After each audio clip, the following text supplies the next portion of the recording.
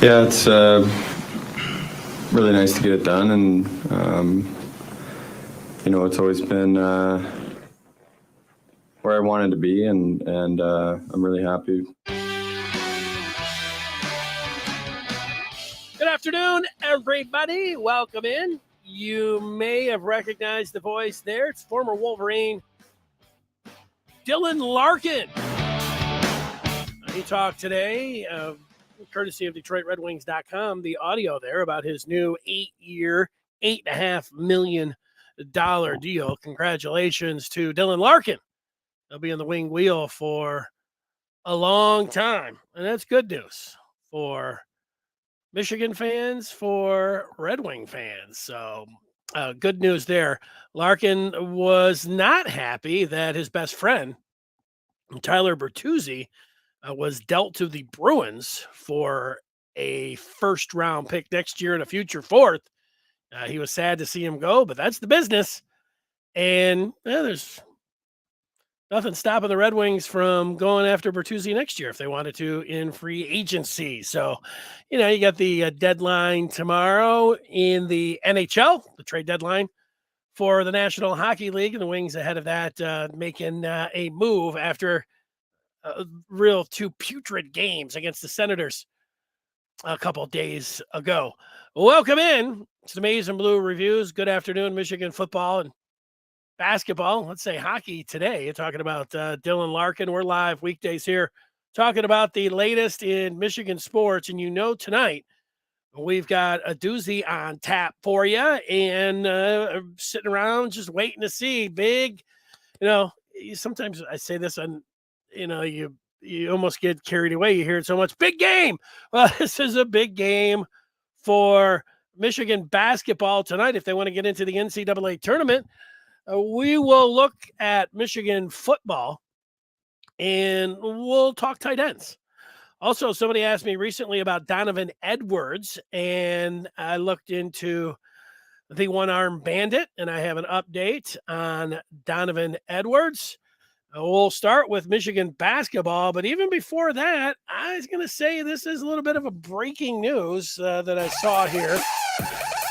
That if you're a Michigan fan, you'll at least, I think it'll pique your interest. And that is CJ Carr, the quarterback out of Saline who committed to Notre Dame. Yesterday, we learned that CJ Carr is going to be visiting Texas A&M this weekend.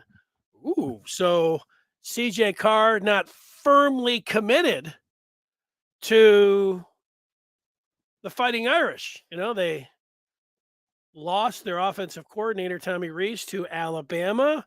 And, whenever you see something like that, you feel like that might, crack the door open a little bit when it comes to recruiting. And I would say that that is the case here with Carr, and the indication that he is going down to College Station to visit Texas A&M, and immediately knowing that Michigan is looking for a quarterback in 24. And I know I have a forecast in for Jaden Davis, the 5-star quarterback out of Providence Day in Charlotte, North Carolina. But CJ Carr is right behind him when it comes to, being a 5-star and being ranked in next year's class. Can Michigan get back involved with CJ Carr? I mean, if he's taking visits, do you think he'll just jump in his car? Heck, he could ride his bike up to Ann Arbor. So he kind of knows the deal in Ann Arbor. Is Michigan wanting him to ride his bike up Saline? What is that? I forget. Saline Road, something. Right up the street. Let's go. Let's see. I put that question out there to you about CJ Carr. If Michigan should be jumping back in there, at least picking up the phone, sending a bike. I don't know. I think so. I think, gauging. It's one of these things like, you automatically you see Carr and you say, well, yeah, for sure, Michigan, but so they're always going to be linked, of course, Carr and Michigan. But the whole indication was, when he was going to Notre Dame, like, hey, like, not everybody, even with a name like Carr, he sat on, getting away from the long shadow of the big house and the maize and blue and his grandfather and his mom and his dad, and all that. But you know, unless you know specifically that he is just like, no way, all of that stuff. Yeah. So, and is Michigan even on a list of 5 that he would be considering? I would have thought that he would be somewhere in there, but then you have to, it takes 2 to tango. Is Michigan interested in a highly thought of local quarterback? There you go. So it's intriguing. It's always intriguing. 5-star, your own backyard, and then when you dive into the specifics of the Carr name and the Carr family and everything else, then it just becomes super interesting. To me. So something to keep an eye on with CJ Carr taking a visit to Texas A&M this weekend. Keep our eyes open for that. Well, we'll get into basketball, and I'll give you my thoughts coming up on this game that Michigan has in Champaign. And Detroit's ready. It's good when you have him ready to go, ready to talk a little basketball. It's March Madness. It's time. Here are the specifics coming up for tonight. If you did not know, Michigan's sitting with 17 victories. They're 11-7 in the Big Ten. They look a lot better in the Big Ten than they do nationally, or, for their tournament resume. When you think about, wow, 8, 9, 10 teams could make it in the Big Ten, and you look how close Michigan is up in the standings and just the Big Ten, you would think if you were just looking at that, wow, Michigan, they're going to be a lock for the NCAA tournament. Well, they didn't win any big games in the non-conference, so we know that that's not the case. Meanwhile, you have Illinois sitting here with 19 victories. They're at home. Like almost every other team, they're a lot better at home than they are on the road. 7:00 tonight. The handicap in this one has the Fighting Illini favored by 4.5. A couple of things that I looked at looking at this game coming up. Illinois on Sunday, they got smacked upside the head in Columbus. Ohio State blew them out by 12 points. And Illinois only shot 36% from the floor. They didn't shoot good from 3, but they're not a very good 3-point shooting team to begin with. 36% from the floor doomed them.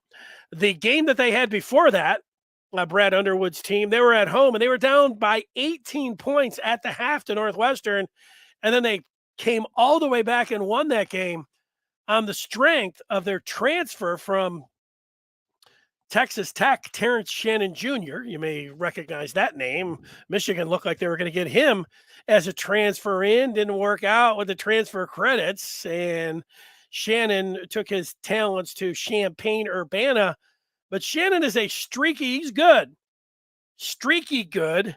He only had a bucket in the first half, but then he scored 24 of his 26 in the second half as the Illini came back and won that game. And it's been the case a couple times this year. There was another game that I was watching this year. They were like, Shannon hadn't really done anything, and then he just exploded. So he's one of those guys that can just completely go off as a streaky player. Illinois, I was looking at their non-conference slate. They have taken down 2 pretty impressive teams, UCLA and Texas. They have victories over. So that's looking pretty good for them. You'd say, why, are they so entrenched when it comes to the NCAA tournament? Well, they beat the Bruins and who are in the top 10, and Texas, who, although they lost last night, they are currently in the top 5. I think they're ranked number 2. So pretty high. Some things that might look good for Michigan is that Jaden Epps, honestly, it's looking good. I mean, the guy got injured in practice. Maybe just call it a potential break. Their starting guard was hospitalized overnight this week, and when he went down in practice, they're calling it a concussion, but it does not sound like he is going to play tonight. against Michigan, it sounded like, just reading some of the quotes from the players and the coach, that they just feel like they're um, feeling good about this guy just being able to, be out there and be able to put one foot in front of the other. So it sounded like it could have been a real nasty spill. Just, I don't know, reading between the lines or just reading the quotes. Meanwhile, the transfer from Baylor, Matthew Mayer, he missed a couple practices this week with what he called caffeine poisoning. Caffeine poisoning. You say, well, how do you get that? Well, he sucked down 6 monsters on Sunday. He said he had one before the game against the Buckeyes, but then he poured down 5 more while he was enjoying a video game session. So, and that, gave him caffeine poisoning. I had never heard of caffeine poisoning before. I don't know if there is such a thing. I know that you can drink too much caffeine, and I have been there a few times. I'm there mostly when I go on a long trip and I'm driving. Every stop, you're getting I am big coffee there, and while you're driving, I could drive. Give you some sunflower seeds and a coffee, I could drive across state. But at some point, you had so much coffee, when you say you're wired, and you just feel it. Way too much caffeine, and maybe I have poisoned myself. But I know when I get to the destination, I'm just like, oh man, I am out of it. Feels like I've been, punched in the face a few times. But it's something maybe to think being poisoned, caffeine poison, caffeine overload. But there it is. But Mayer, I think since it was Sunday and he's missed a few practices, you'd expect him to be available, just like Jet Howard, who's missed the last couple games for Michigan. But because Jet was taking part in the pregame warm-up Sunday against Wisconsin and was that close to playing, I would guess, unless he had a big setback, or I guess any setback in practice, that if I had to bet, I would bet that Jet Howard would be in the starting lineup for Michigan tonight. And the Wolverines need that win. We can sit around talking about it all day long, and you're going to look at the net ratings, you're going to look at what Lenardi's saying, everybody else, any kind of things, looking at all the numbers, and the numbers are going to look a lot better if Michigan's able to get a victory tonight. It's not going to be a lot of fun looking at bracketology up till Sunday, and what, then we'll say, this is a must win. Tonight kind of feels like that. I've been saying it for 2 weeks. Michigan has 17 wins. They need, in my mind, to get to 20 to feel good about being able to get into the tournament. They only have 17 wins right now. 20 is 3 more, and they only have 2 in the regular season. So that's how much I think they need to do to feel really good. Now, if they got 2 more, I think they're in with a chance. And that's when it comes down to Lenardi and Nat and all of the different, SOS, RPI, everything is going to be going on there. And you say, well, look at this team, look at that, look at these numbers, all of it. And if you like numbers, I think we all like, some people like them more than others. But, if Michigan if Michigan gets to 19, that's when the number fans are going to be out there in full force. Look at this number, look at that one. And I feel, I'm going to say this now, and maybe I'll be changing my tune on Monday, but if Michigan just ends up with 19 and heck, if they have the 19 with 2 more wins, they'll still have another game to go, to feel like they had punched their ticket. So I guess I'm talking about what could happen in 2 weeks if they are sitting there at 19. And I guess I would know I could be sitting here a Friday or even next Thursday, knowing Michigan's season is over if they get bounced in the first round. And if you're putting yourself, when you're are firmly on the bubble, and that's where 19 will have them, I'm not going to get upset with the NCAA selection committee. I've never been too upset. I talk about it over the years. There's always a team. They're going to be, in general, 3, 4, 5 teams that are going to be on the bubble. And, depending on the selection committee and who's doing the numbers and who's doing everything else, There are going to be a couple teams that feel like they get snubbed. If Michigan gets snubbed on 19, I'm not going to be sitting here screaming like, oh, this is a terrible injustice. You've had all year long to, get a chance and, to put your resume together, and, it's going to be where it's at. Now, if they get to 20 and they were left out, I might be over here, pounding the table about, are you crazy?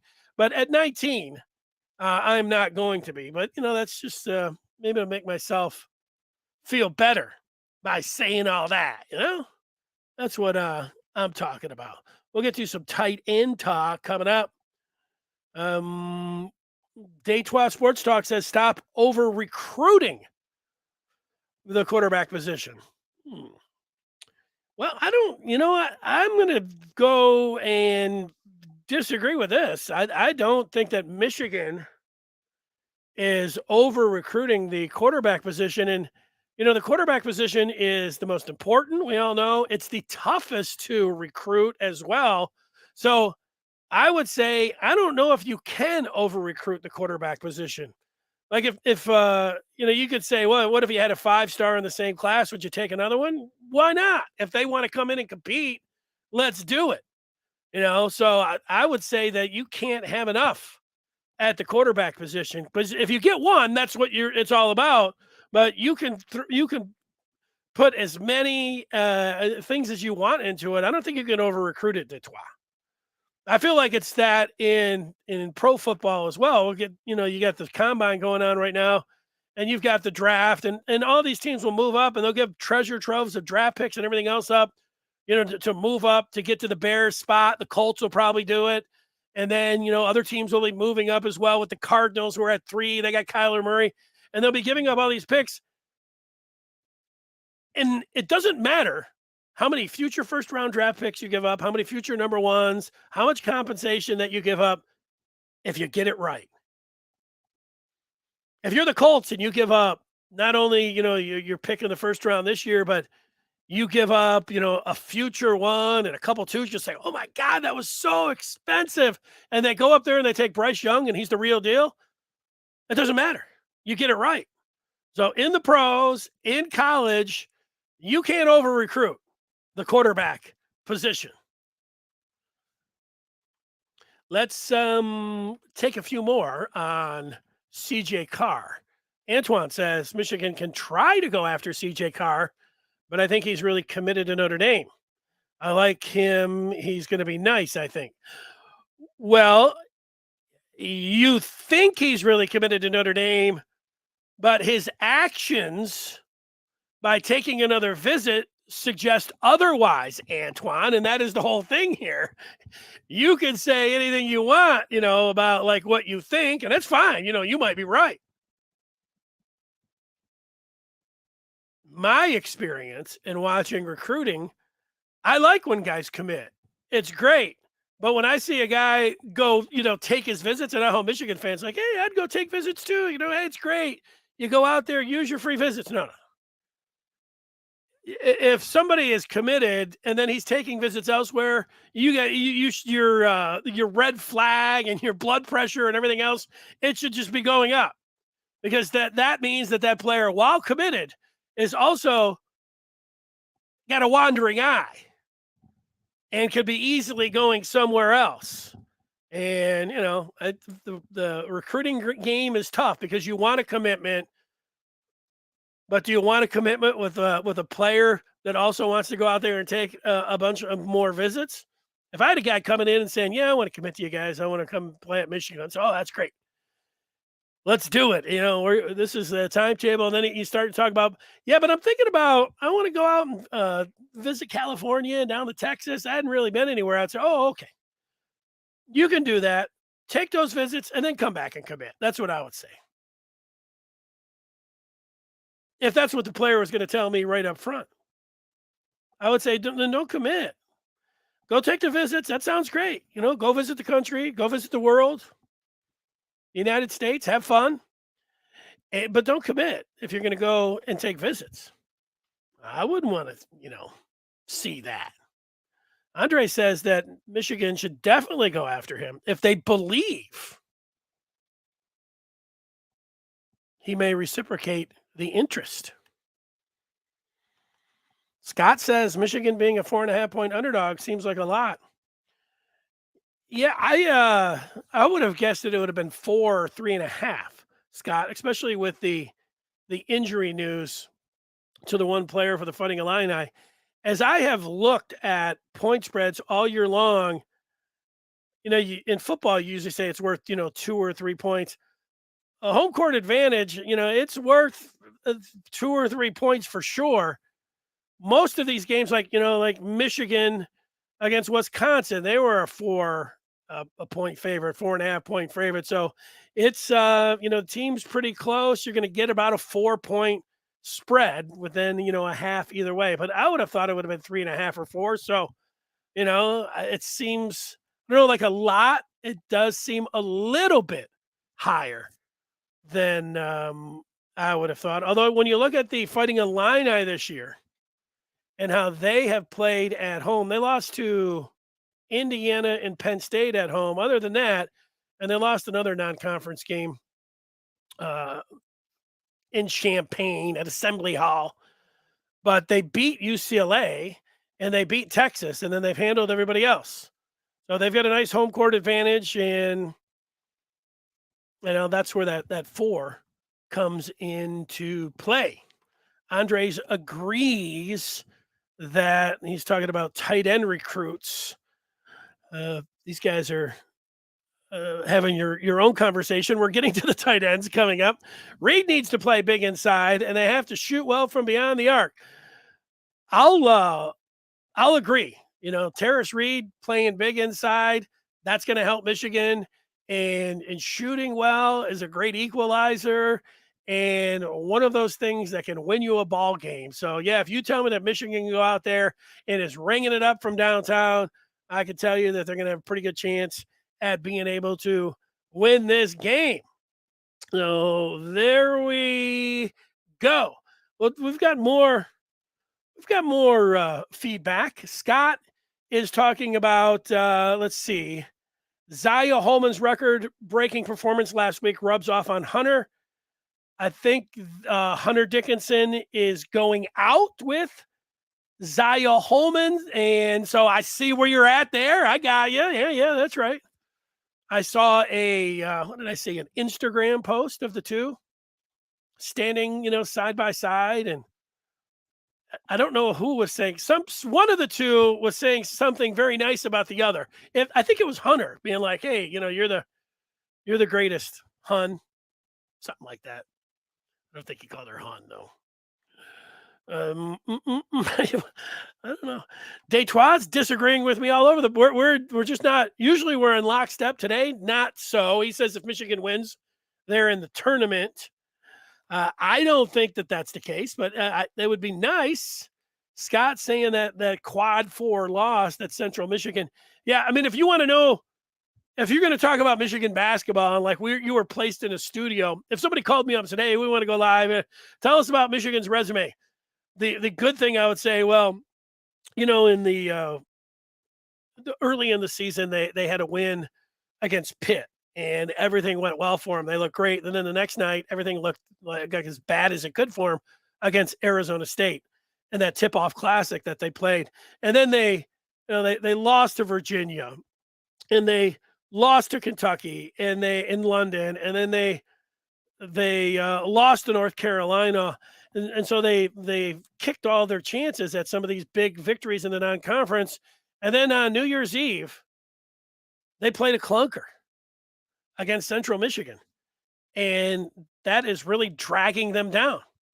If they did not have that on their resume, just give Michigan a victory over Central Michigan. Nobody's talking about it being dragged down with the quad 4 loss. Their numbers look way better. They've got an extra dub there. And then I would say that they're ready to punch their ticket with a W tonight. But yeah, the Central Michigan loss is there, and it's waiting, to be used against him.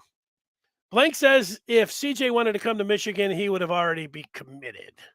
Feels like a guy who's hell-bent on creating his own path. Maybe. you might be right. A good point by Scott. We're talking about over recruiting the quarterback position.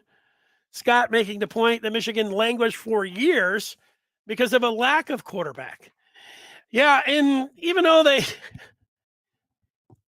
had some, what I thought, and I think you probably thought as well, was some fantastic talent, even going back to the last cycle, the Dylan McCaffrey and Joe Milton combination, both were recruited by Jim Harbaugh. I thought one of those guys, I would have picked McCaffrey from what I knew that he was going to be awesome. And, we know that it didn't happen. Shea Patterson was a 5-star, and, he was just all right. Couldn't throw a deep ball from the pocket, unfortunately, for Shea. I don't need to go through all the quarterbacks. I do it. Let's let's tell you about the Maize and Blue review.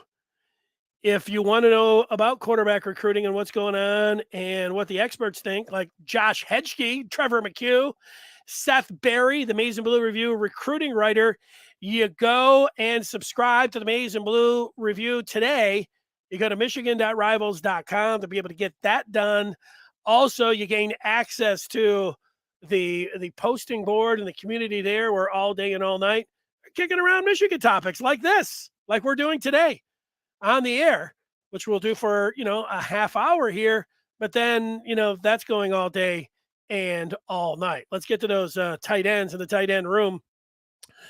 I'm taking a look at it. You have Colston Loveland. I mean, he is the starter, and every way you want to look at it. And to me, it's the same thing, when I think about some of the teams in the NFL. When I think about the Ravens, they don't really have a number one wide receiver, but they got Mark Andrews. When I think about the Chiefs, even though they gave up Tyreek Hill, they had Travis Kelce. You have an outstanding pass-catching tight end. It can mean the world for your football team.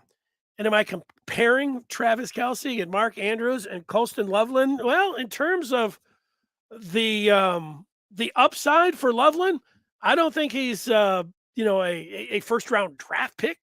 As we're sitting here talking about him today, he's not even eligible for the draft. But I put no limits on Colston Loveland after what I saw from him last year. At his size, the ability of what I've seen for him to run routes, his straight end speed, his hands, he's got everything that you're looking for. If you told me that he's a future All-American and, he was going to be a first-round pick, I wouldn't say there's absolutely no way that that's going to happen. He's the real deal. There's nothing but up arrows and smiley faces next to Colston Loveland. He is fabulous. He had a great freshman year, and things are looking great for Michigan in that regard. Now, the guys behind him, Barner, who's a transfer, one of the Magnificent Seven, who comes in from Indiana, he's, you think about a backup tight end or somebody that can get out there and, could he play his best football as a grad student that it's coming in, or as, a senior, number 89 here? Yeah, Bredesen has shown some flashes. I think between the two of these, one of them, is, you're thinking about, that's a pretty good backup tight end. Hibner has been around for a while, and we just haven't seen anything from him. So I can't tell you, but time's running out for him. Let's see. Big spring. When you talk about who's this a really big spring for, I would underline Matthew Hibner. Been in the program, but nothing to be ashamed about being passed up by somebody like Colston Loveland, but there's a real opportunity is what I think I'm saying here. I am saying after Loveland. Hibner, it could be the number two. Marlon Klein, who was a redshirt freshman, came in with Loveland. No, we don't know. Well, let's see. He could be the backup. And then what Loveland did last year, with everything that went on with Eric All and getting injured, and then having Schoonmaker and Loveland just, had the opportunity and seized it. You've got two guys coming in next year. Maybe they could do it. Zach Marshall, Deacon Tonelli. Although neither Marshall nor Tonelli are in for spring, the true freshmen for Michigan. If you're watching on YouTube or you're monitoring the chat, you see that there has been some talk about Michigan's future tight ends, and they do have a commitment already from a state of Washington 4-star tight end commit, Hogan Hansen. And the coach was talking about watching his film and saying he looks like he could be a real road grader in addition to being a good pass catcher, the kind of tight end that you're looking for, somebody that can block and catch. And so, the future is bright right now already. And then in state, Michigan wants Brady Priestcorn. And, they've been taking two tight ends. They're two, with Loveland and Klein. They took two last year with Marshall and Tonelli. And then this year, let's go ahead and make it a prediction. How about Hogan and Priestcorn? That sounds pretty good to me. I don't know about with you, but I'm there with that when it comes down to the tight end position. All right, couple on the feedback. The coach says Hogan does catch. Detroit says he's good with getting a lot of tight ends. I'm just saying they lack pass catching ones. They have blocking ones already on the roster. Yeah, I don't know. I don't know what kind of blocking tight end, when you're looking through these guys. I was looking at that today. I'm not sure. Loveland is, you got to do both. But if you ask me, is Loveland more of a pass catcher or a blocker? I'll definitely say pass catcher. From what I've seen from Barner, is he more of a pass catcher or a blocker? Pass catcher.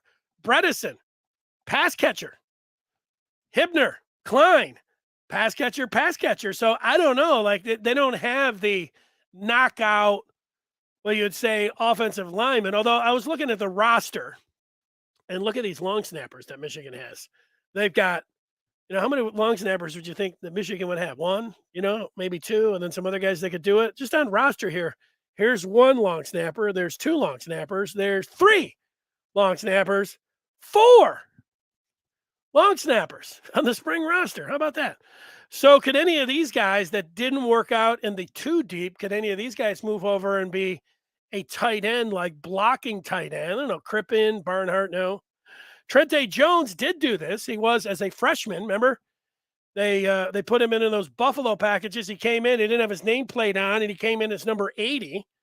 So he was a tight end for a minute with Michigan. I don't think it would be any of these guys or El Hadi, too valuable. Not Nugent, who's transferring in. Not Raheem Anderson, although he would look good as a tight end. Big blocking tight end, not Zinter. Tara Boy, got some size on him. Not familiar. Ooh, Tristan Bounds. How about this? Road grader. Put him out there as a tight end that doesn't get in there with the two deep, 6'8", 311. All right. How about Gentry? He looks more like a tackle, but 312, 6'7". Connor Jones. Maybe. At least a couple guys to keep an eye on. Possibility, if it doesn't work out there, might want to start out and be more of that road grader, get on the field, that kind of way. I forgot who asked me the question, but somebody did about Donovan Edwards. And was it a dislocation, a break in his thumb or whatever it was? It was a bone fracture is what it was listed as in his right hand. And this was a quote that I took from M Live on Donovan Edwards. Quote, I've got to get surgery to get some placement screws removed, and I'll be back to being the best version of me. That's the end of Edwards' quote there from MLive. Edwards said the surgery is scheduled for later this month. This is a story that was around Michigan when their season was still going on. The surgery was scheduled for January 27th. So he had that surgery scheduled for January 27th, and here we are, a month later. But that procedure, having to insert plates and screws to fix the fracture that he suffered in the first half of Michigan's November 12th game, that was against Nebraska, and then he sat out against Illinois. So he's had a month to heal up for spring. And so then it would be your best guess, like, is to have all those screws. Is he, they would know, like, whatever he has to do in rehab, where he is take the wraps off and everything else. You just get him out there and say, hey, let's get him out there, catching passes. Let's get him out there, a full go, no, nothing. Or do you, I think, maybe they, ease him back in. I don't know, whatever the protocol would be, for it is a month after. Like if the season was starting next week, I think he would be 100% ready to go. But because you have practice and you have the whole summer, there's no need to, to do too much. Certainly don't want to re-injuring it, even though he was great, even with one arm. How great could the one-arm bandit be with two? Well, sky's the limit for him. That's what I'm saying. That's what I think. All right. That's where that is at. And I want to thank everybody. Let's look for if we have any more feedback coming in. Mr. Martini says Jake Butt 2.0, talking about Colston Loveland. I don't have any argument with that. Jake Butt 2.0. Jake Butt was great. Andre says Bredesen is a physical guy for sure.